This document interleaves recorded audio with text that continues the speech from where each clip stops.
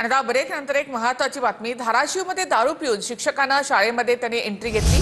चिंचपूर बुद्रुक मधील जिल्हा परिषदेच्या शाळेमधला हा सगळा प्रकार आहे। सोमवारपासून दारू पिणार नाही शिक्षकांना ग्रामस्थांना आश्वासन दिलं।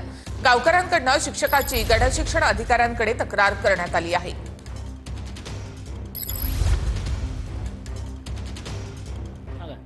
तुमचं नाव सांगा। नाव सांगा तुमचं। काय नाव आहे तुमचं?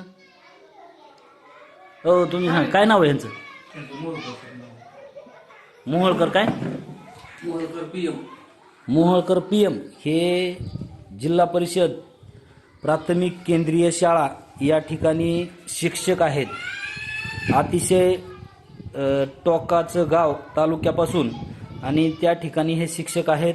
गोरगरीब लोकांचे इथं विद्यार्थी शिकतात आणि ह्यांना 70-80 हजार पगार असताना हे रोज पिऊन ड्युटीला येतात।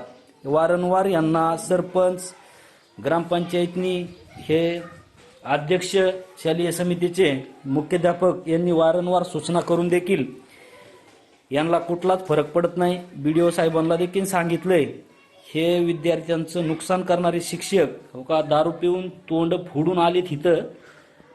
ह्यांना प्रत्येक वेळेस सूचना करून देखील रोजचाच हा ह्यांचा विषय आहे।